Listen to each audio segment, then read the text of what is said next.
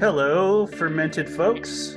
Thank you for tuning in to another week of Fermented Fiction, another month where we feature one of our fellow creative souls out there. Our featured author of the month this month is Dylan West, author of Scribe's Descent, Emulsipation. Is That's that how right. you pronounce it? Yeah, Emulsipation? absolutely. And a couple other fantasy, sci-fi, YA stories.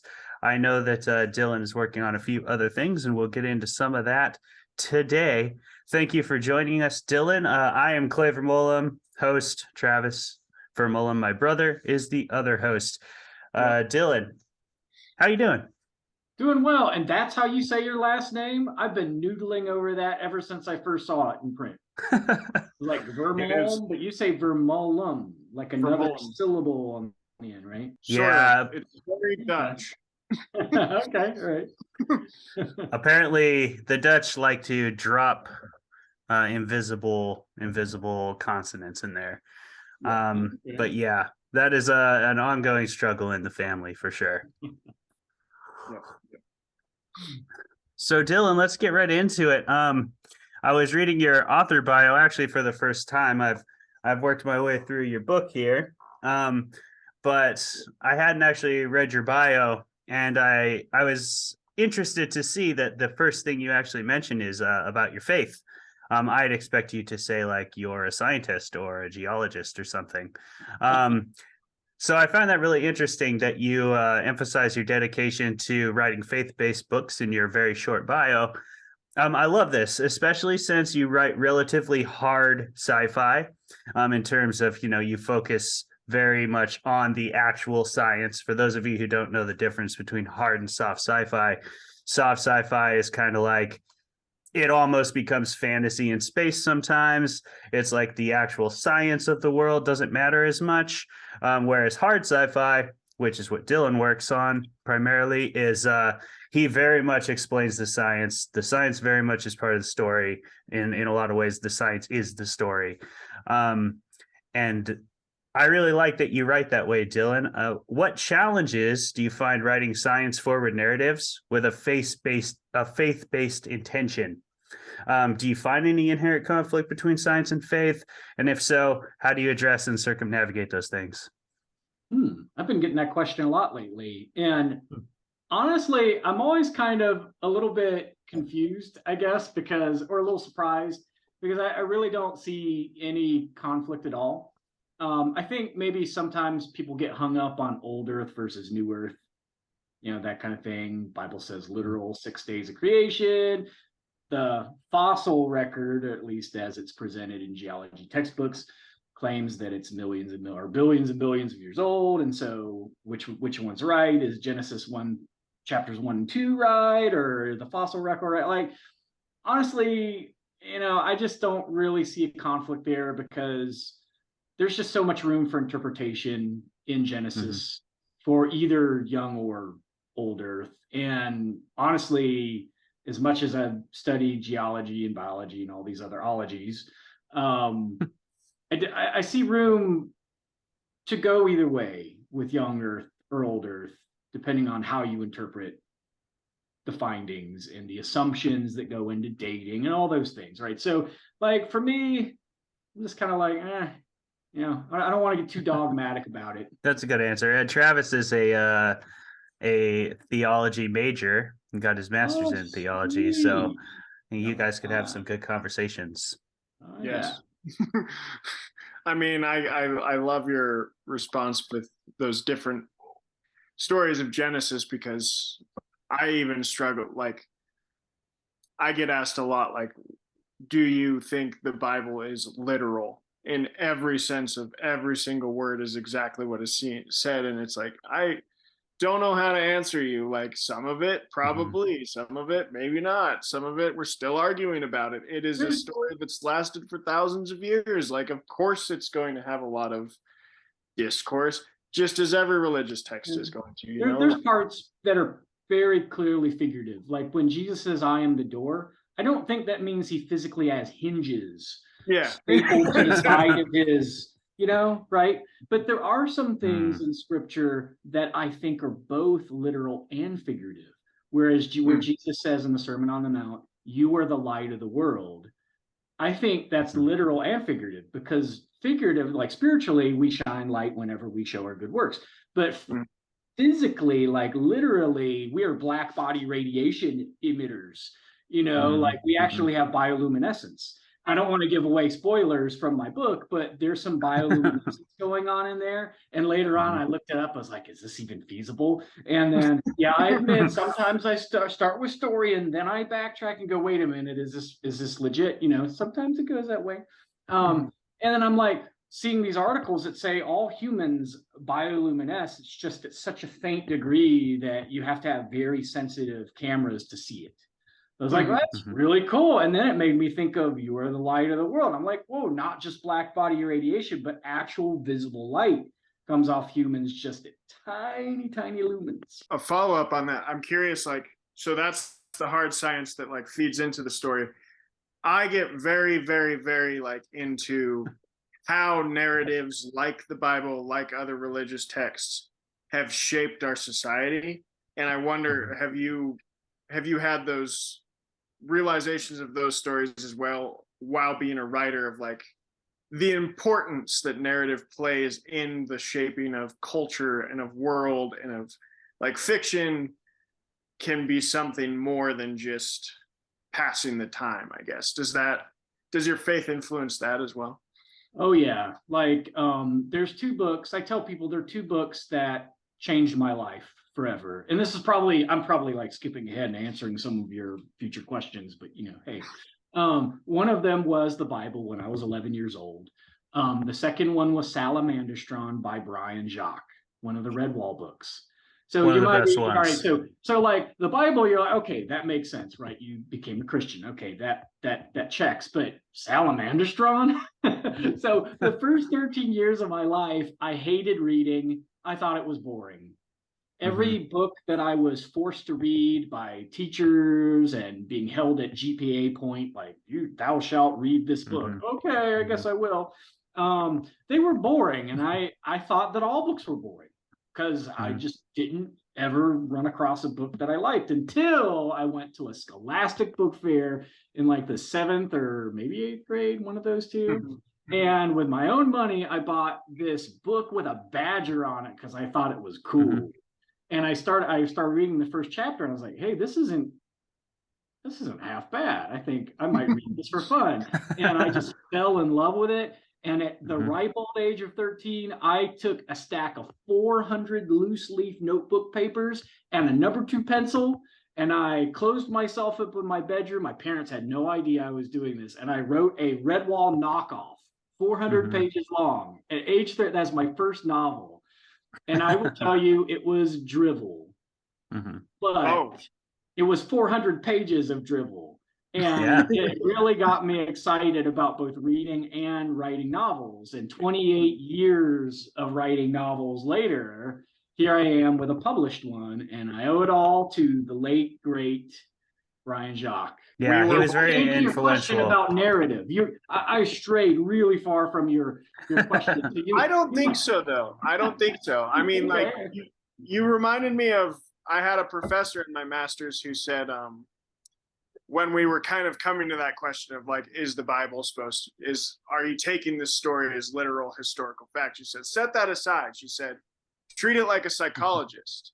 She said, you approach it every day, read the story that I've assigned you and say, well, what is this influence in my life today? And that just, like you say with Salamandastron, like when I approached it like that, it just took it to another level of, wow, this story can really, just as a story, not as a fact, affect how I'm living.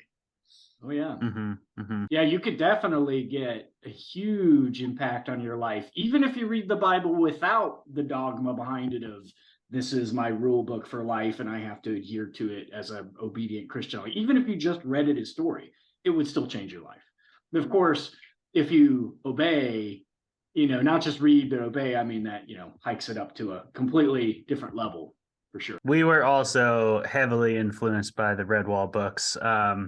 And Salamandastron is the best one because Farrago is a G. Farrago Yeah, that I still have a living D&D character named Farago, actually. He does. In He's still alive. Travis's universe. Yeah. Still alive. Yeah. I was a Marl Fox kid. I like Marl the Fox is sick. You know what? All right, I have a confession. This is a deep one. You might kick me out of the podcast after I confess this. I haven't All right. read that book or about 5 of the very later books. I just haven't done it yet. It's on my list. I want to do it, but there, I had to get that off my chest. Good. You've come clean. Yeah. I hope you don't get canceled for that. Sorry, Brian Jock. I'm sorry. To all his fans who might be watching this or listening to this podcast. Is that early inspiration? Is that a reason that you were drawn to YA at all, or is there other influences? There are 2 primary reasons for me enjoying to write YA, and one of them is a wholesome, good, clean, moral reason, and the other one is dirty and lucrative. Which one do you want to hear about first? Obviously dirty and lucrative. I mean, what kind of show do you think this is? You know, I can't help myself here. I have to build the intrigue. So the dirty businessy kind of reason for YA is because the genre sells. It is just it's it's marketable. So marketable partly because of its age. Well, there's 2 parts of this. Because of the age demographics it hits 2 very important demographics for reading. One is that it hits younger people who, I've read the stats that, like, for every 1 adult that reads a book, 9 children read a book. Like, it's just that, like, it's not even close. Children read books, and adults, like, work jobs, and they might eke out a book a year or 10 or ever. I mean, I'd like to cut in there. I think that's interesting because adults are like, I think kids are very much like pushed to read books too, like you were saying about being held at grade point average, accelerated reader programs. Like there's not a lot of parents out there that are going to tell their kids, like, don't read a book, like if most parents see their kid reading a book, they're going to be like, good on you. You're going to be smarter than me, or whatever you might say, but like, whereas adults, it's like, if you're reading a book, that's like, I picture adults, like, in my brain, we're reading book before we go to bed. We got to get up for work, like you said.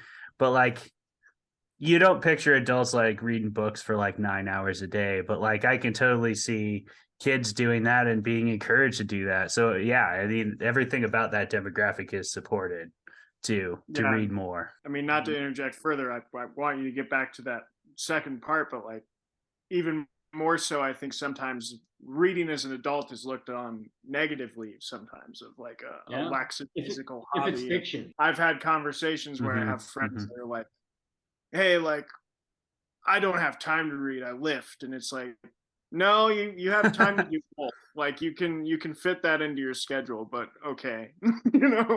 If you have to want to. And I read and write between sets, because I power lift, so I have like 15-20 minutes of rest between sets. When you're like deadlifting 500 pounds, you're squatting 400 pounds, you need a lot more than just a 5-minute break, right? So I'm over here banging out Scribe's a Flame, which is book 2, on my computer, because I work in my gym. I mean, in my garage, so I can go back and forth between the garage and my desk. So it's really good. Okay, so back to the demographic. The young people, they read way more books than adults. And then women among the adults, women outread men every day of the week, all day long. It's not even close. So, and the funny thing about that, though, is that the biggest demographic who actually reads YA, I'm told, is women between the ages of 30 and 50. Like, they read more YA than the young adults read YA. So there you go. I mean, by writing and selling YA, you're hitting the 2 biggest demographics. You've got the children and you got the women.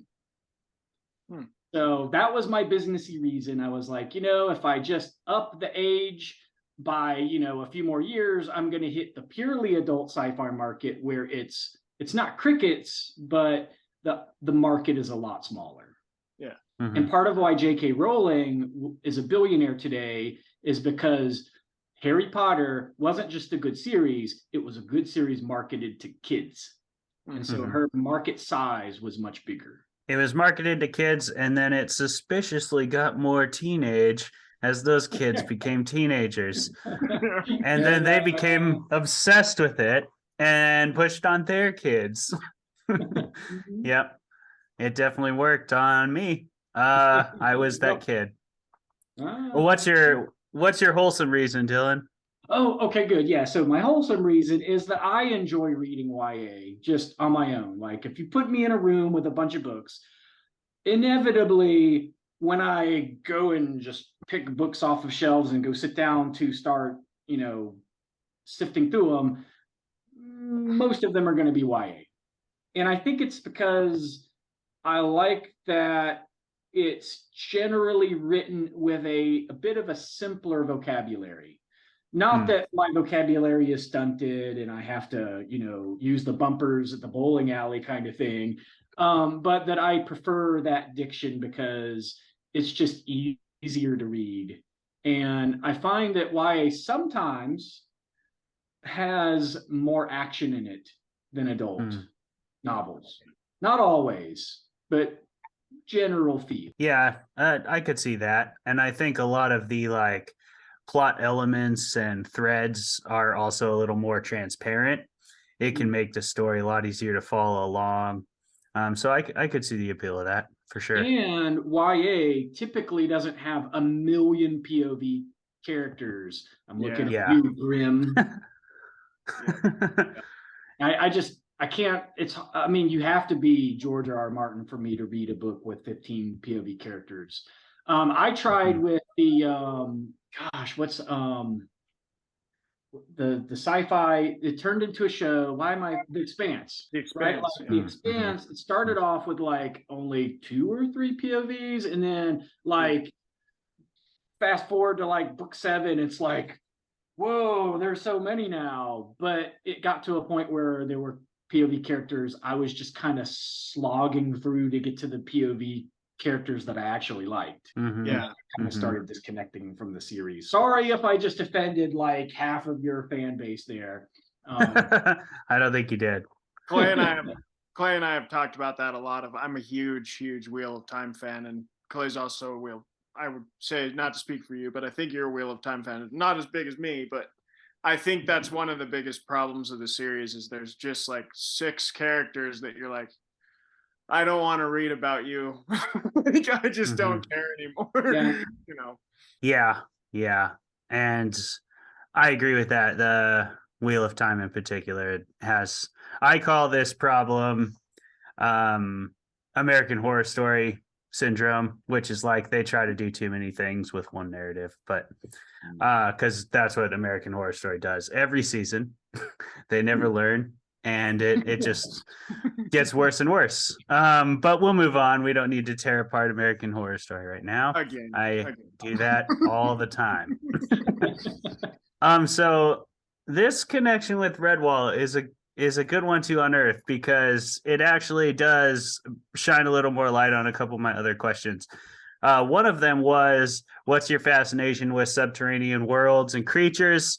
That's clearly of a lot of interest to you. It's very central in Scribe's Ascent and emulsification, I assume. So where does that come from? Have you always been interested in the subterranean world in particular? And what drew you to geology? Do you study geology? What's up with all the geology stuff? Okay, so those are great questions, and I have really nebulous answers for them. Nice. So for the underground thing, it's a combination of things. For one, I enjoyed the Tunnel series by Brian Williams and Roderick Gordon, published by Chicken House. It was kind of a sleeper hit, I guess. Have you guys heard of the Tunnel series? No. Okay, yeah. So part of the sleeper hit. So if you do like Subterranean, check their stuff out because it's really awesome. I got some inspiration from that, but I think other parts of it I like world building that deals particularly with geology in general and the physical sciences. There is a style of world building that is not this, like Harry Potter, for instance, right? There is tons of world building in Harry Potter, but you're not going to find geology in Harry Potter, right? Like it takes place on Earth, and most of the world building there is social, societal, fantastical administration, all these bureaus and those kinds of things, societies. But another inspiration of mine was really from Brandon Sanderson's Stormlight Archive, especially The Way of Kings, the first book in that series. Actually, that novel is my favorite novel that's not one I wrote. I always have to throw in that little disclaimer there, that little qualifier. The way that the different rock formations and the way the storm impacted the planet and all the adaptations that happened and all the societal things that the storms caused, I was just in awe. I was like, whoa, I want to do something a little bit like this. So when I got to writing, actually, I think it was like I was already writing The Subterranean and I saw that and I was like, ooh, I'm going to amp up what I'm already doing. I think that's really the way it worked. My main critique partner, his name is Philip Nelson. I had to give him a shout out. He's been critiquing everything I've ever written for 11 and a half years. The dude is awesome. He pointed out something about certain narratives that really stuck with me, and I think that it's true for me too. He says that he enjoys the type of story where the options for the main characters are extremely constrained, that they are really limited, and they have to make do with very, very few choices and very hard choices. And I felt that, I guess on a subliminal level, that's what the bioprison, that deep mine shaft in the Scribe series, kind of did for the story. It added those constraints. And it also presented a pretty cool opportunity to show some very exotic creatures and plant life and things on a planet in a way that felt realistic, because these things wouldn't be roaming around on the surface, not without mayhem. Yeah. So, and it gave me an opportunity to flex some science muscles in here, right? To show off, to get into some chemosynthesis and some other kind of cool things that you don't see too much of. That was another thing for me. I like not just mainstream science, but some of the fringes where you dip into the cool, unusual things, right? I wanted to pull some of that in, and an underground environment lends itself to that pretty nicely. The unintended benefit of having made this underground is my favorite video game genre is Metroidvania, and most Metroidvanias happen underground, so it was like a perfect fit. It was like it was meant to be. Yeah, and that's great. For those of you on the podcast who don't know this already, Scribe's Descent is not just the name of a book; it is also the name of a video game that I'm building. And I know that I'm probably stealing your thunder from a later question, but I had to throw that. No, yeah, I appreciate the plug. We were definitely gonna give you some room for plugging, so that's great. Yeah, I really like that you use your world to put some physical restraints around your characters. I think that nautical stories are popular for the same reason. They do the same things because humans suck in water. And like, if you're on a boat, like, you better not fall off the boat, or we know what's going to happen. You did this in Crevasse too, right? Like the mountain is a big opponent in itself, so. For sure. Yeah. Anytime people are out there in nature, we're actually pretty squishy creatures. So, we are the glass cannons of nature. So like whenever we're out there, like I feel like I'm going to put that somewhere. I'm going to cross stitch it on a throw pillow. We Go are the for it. Oh yeah, and other thing I wanted to add to that, because I like how you referenced Sanderson and the societal effects of geology in the planet. I think that is something you do really well in Scribes Descent. A lot of the politics and sociology are built around the geography of the planet and the science that is seeking to understand it. And I mean, like Travis's teacher about theology, I was a history major, and a fundamental that my teacher always taught me was well, one of my favorite teachers, I should say, always taught me was if you want to understand any country ever, learn about its geography first, because that is so true. I mean, geography and the planet where people live, everything about their culture is going to revolve around that. You know, if there's a reason that like the Chinese have been a powerful empire for thousands of years, and it's because they're surrounded by desert, mountains, ocean, you know, and like they have all this lush forest and resources.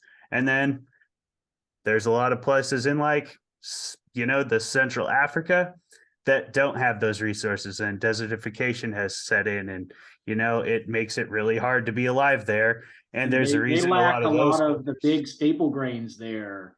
Like yeah. China had rice, the Middle East had all sorts of grains. Mm-hmm. Poor Central Africa really didn't have too many staple grains and large domesticable land mammals. Mm-hmm. Right? There was the Right. water buffalo that could pull the plow. However, they do that, the harvesting of the rice and the rice paddies, they use the water buffalo for that. Mm-hmm. You didn't have water buffaloes or like really cattle or a lot of those things to work the ground in Africa.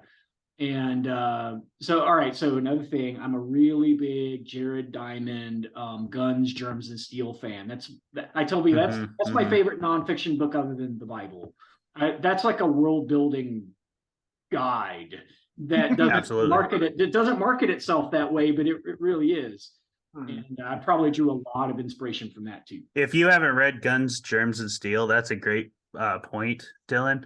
And you are a writer, read that, because like you don't need to make up a whole lot if you understand the real world. Is, you know, all the fantasy world building elements they're real. They're all here. Or a dungeon master. Or a dungeon master. Yeah, read Guns, Germs, and Steel. You should just read it anyway, just to kind of understand what's going on. It definitely helps. What were you going to say earlier, Travis? Oh, I was going to talk about that of like from the DM perspective. I don't have the writer perspective as much as you two, obviously, and reader DM perspective. I feel like it's kind of the opposite with taking on those. It's just so much work. And you've shown, I'm sure, in your novel, it's so much work of going into how environmental things affect that. And I never realized that until I tried to like DM a session where the environment plays in the key.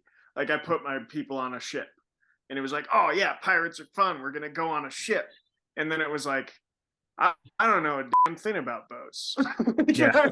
I can't describe the scenery. I've been to the ocean twice. I've never been out on the open ocean. What am I supposed to talk about?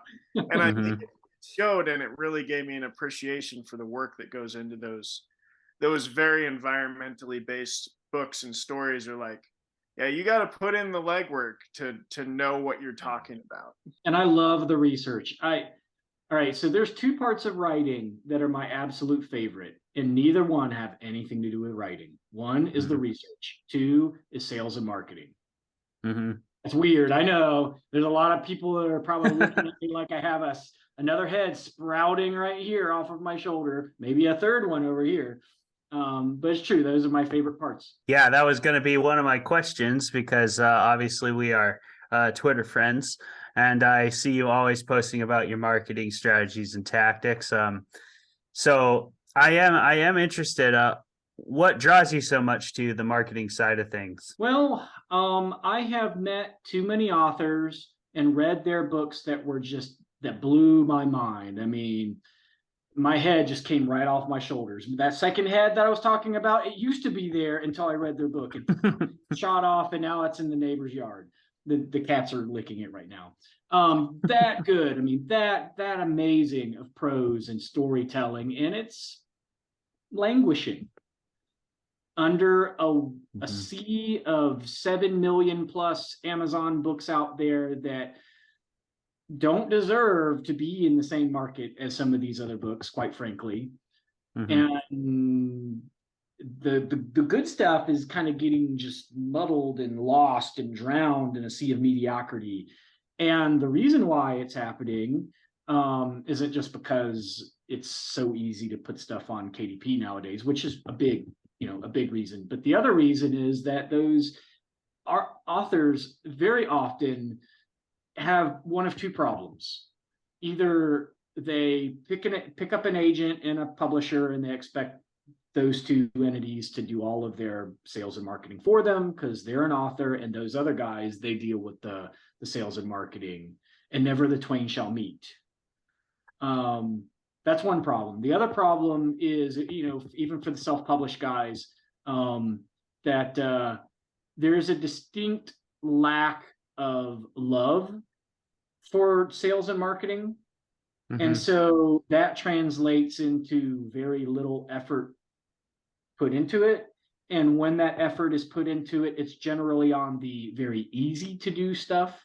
Because, like I said on one of my tweets today, people tend to do what's easy, not what's Absolutely. important, what's easy. Now, as an Mhm. author, we're already kind of breaking that rule, right? Because there's nothing really easy about writing a book.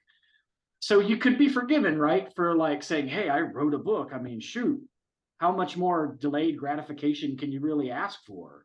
I've already done that much, right? But then you're Yeah. asking me to go even farther and go hawking my wares and setting up a table and learning how to set up ads on Amazon and all this craziness. And well, yeah, you have to do it, or your stuff is going to languish in obscurity, and all these people out there who would love your book will never even know about it.